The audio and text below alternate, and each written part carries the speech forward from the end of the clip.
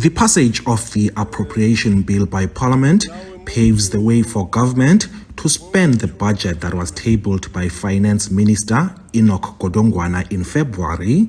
The budget allocates about 74% to transfers and subsidies.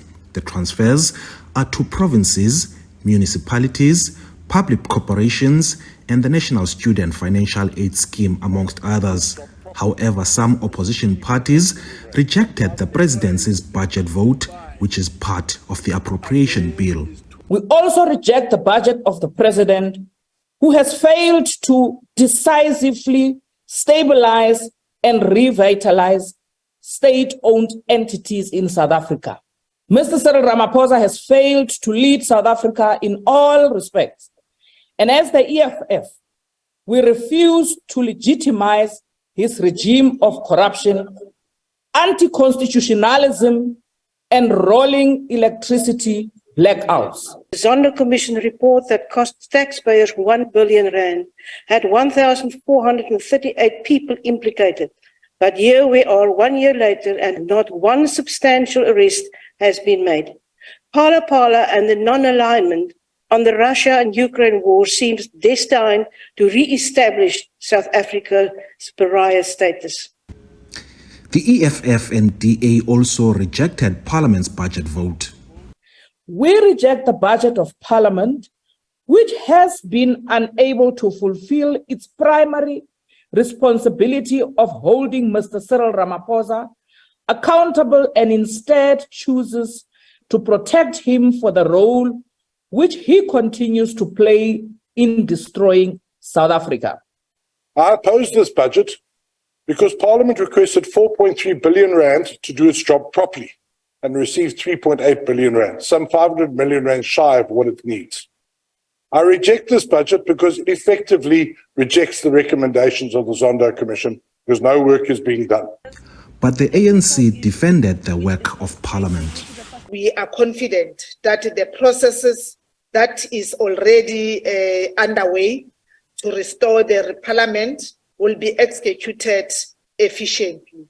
As the ANC, we welcome the fact that Parliament continue to obtain a clean audit which represent good governance. The NCOP also approved the Eskom Debt Relief Bill, which has already been passed by the National Assembly. The bill aims to power up Eskom with 254 billion rand over the next 3 financial years. The ANC defended the bailout, saying any debt default by Eskom could create a sovereign debt crisis.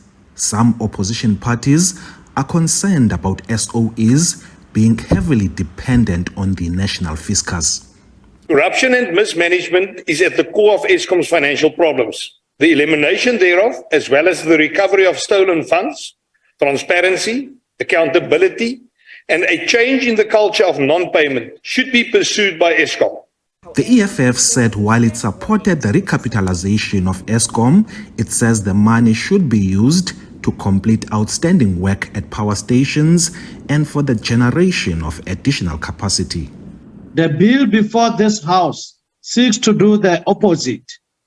We want to warn all South Africans in this House today that this bill is not going to solve any problem.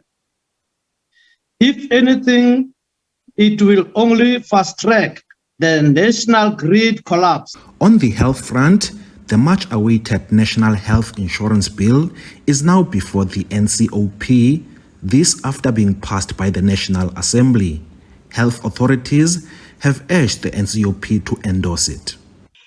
We ask that the committee focus on the very vulnerable individuals who are the majority of people in our society who need this care, and rather than look at the narrow interests of those who fear losing some of, not even all, but some of the super profits and privileges which they're currently enjoying. The NHI proposes the creation of a fund which will allow for a single purchaser and payer of health services. Authorities have considered that this has generated a lot of criticism. We do know that the funders are anxious, and we have seen the negative comments in the media space from the funders. And that's very obvious why they are more negative than the providers.